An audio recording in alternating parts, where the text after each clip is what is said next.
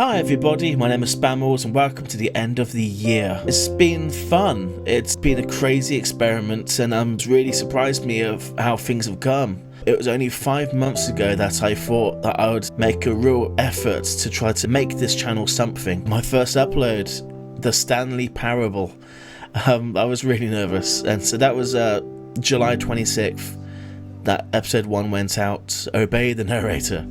And I picked that game because it was really fun and it was really cool. It really blew my mind and I really thought it'd be cool to show it to everybody.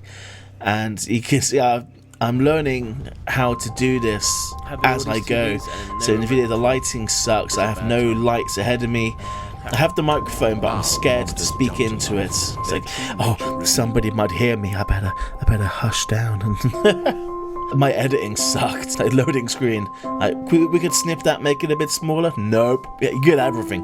You get every second of that loading bar. Whoa. Looking back now, I'm really amazed by how many games we got through in just 5 months. So take for example Beam NG Drive. This game is just crazy fun. You just get a car, many to pick from, and you just trash it, wreck it, smash it, and it just destroys so beautifully.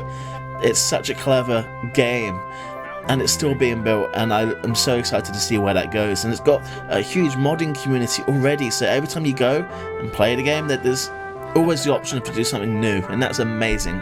And some other examples of amazing games were like Super Hot. That was a really cool concept of time only moves when you move, so it kind of had that puzzle aspect to dodging bullets, and that was cool. And again, that's not even a full release, so I can't wait to see where that's going. I really love horror movies and horror computer games, and my favourite game is Outlast.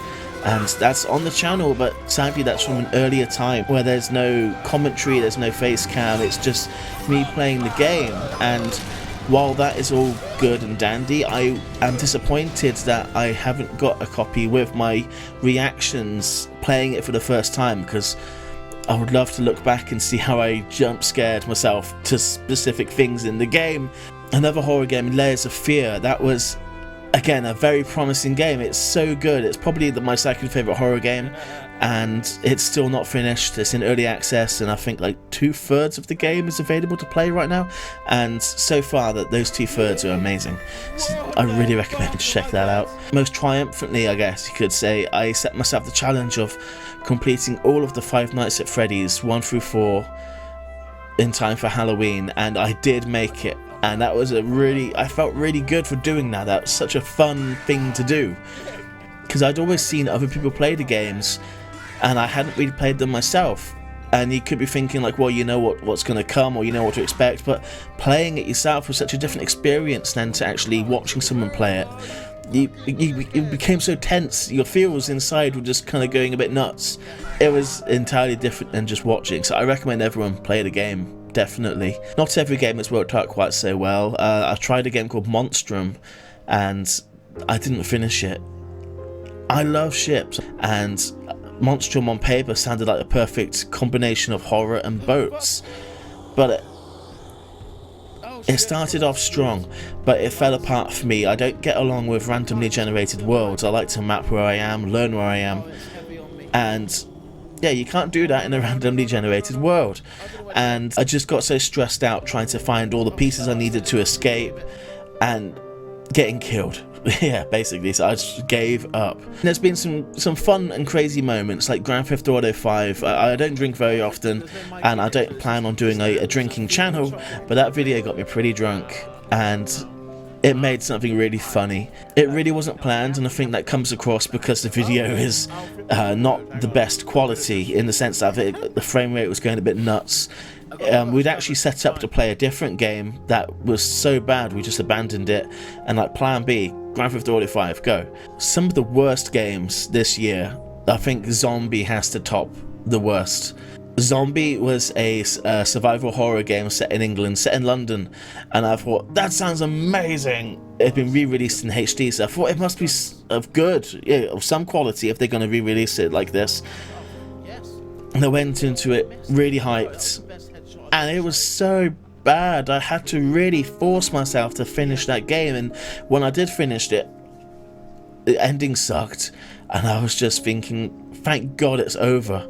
And it was also cool this year because we got to play an abandoned game, which I didn't really think I'd get to do.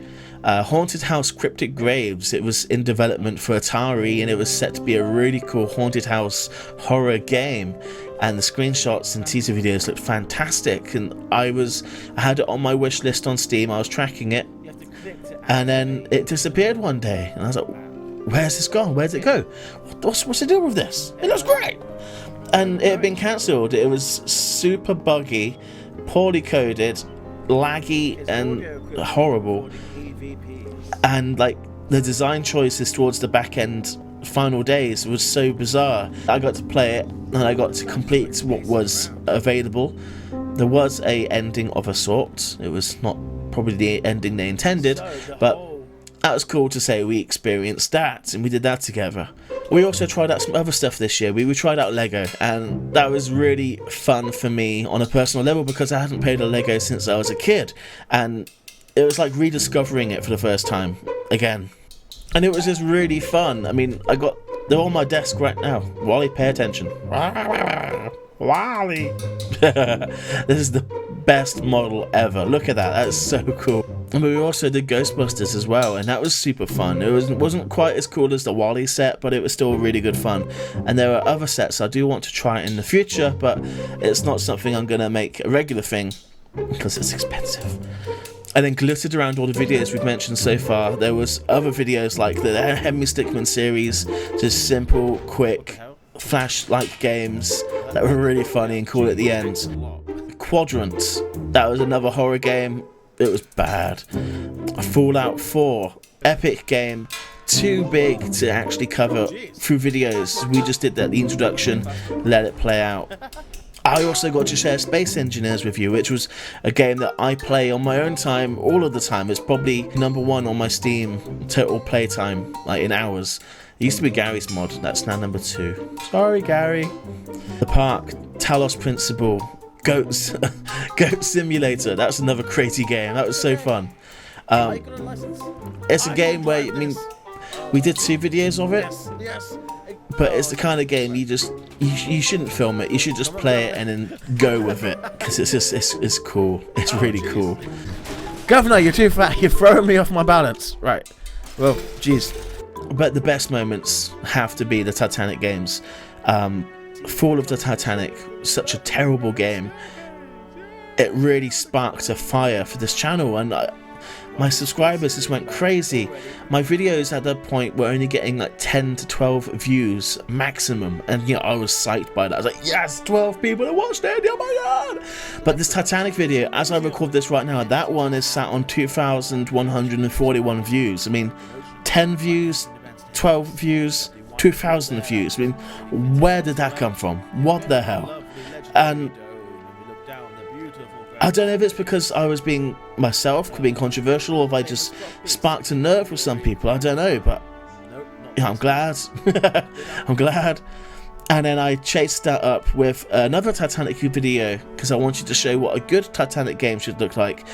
So I did Honor and Glory, and again, I don't know if the same people followed over from Full of Titanic to Honor and Glory, but that also has 2,382 views at this point. Again, 12 views, 2,382 views. What the hell? This makes no sense. I'm currently, at the time of recording this, playing through Titanic Adventure Out of Time. It's another classic point-and-click adventure game, and I love it. And I know in the Titanic community it's very well loved. I mean, that's not doing as well in comparison. That's only doing 373 views. But once again, 10 views, 300 views, that's still way above my normal average. So, I don't know. I can't explain it. I can't. Titanic is something that's very passionate to me. It's ironic that that's the one game that would be the most successful on my channel. This past 5 months, it has been an experiment. I didn't know how long I would try this for. I didn't set myself like a point of giving up, because I don't like to give up on anything. If I'm going to do anything, I like to grab it by the horns and really just get into it and do it as best as I can. So far, I'm happy with how well this is going. I don't aspire to be a massive YouTuber or to be successful. on that kind of level, but every view, every subscriber, that's like winning the lottery to me, and it so makes me feel like what I'm doing is reaching people and it's good. It takes a lot of time and a lot of effort. Like I said, 26, 28 games in 5 months is a crazy lot of games. I try my best to get a video up every day, and there are days where that slips because it takes a lot. This isn't my job. I don't get paid money to do this. I work. Surprise. So balancing having a social life, I play in a band, and just having time out, it takes a lot of time to do this. So maybe one day I'll make a little behind the scenes video called Making the Video, where you can see kind of how much time is invested from recording to editing to rendering to uploading. The year's coming to an end, and I couldn't be happier with how well things are going. So thank you all so much for being part of this, for being here, and for watching this, and for watching my other videos. What the fuck was that? I really hope that picks up on the mic. The channel will be continuing next year, and I hope that I will continue to grow as an editor, to make funnier videos, to be a better narrator, and to play and deliver better quality games to you. So wherever you are in the world, as that clock counts down to the end of 2015, I wish you a very happy new year, and I hope to see you in the next episode. Goodbye, everybody.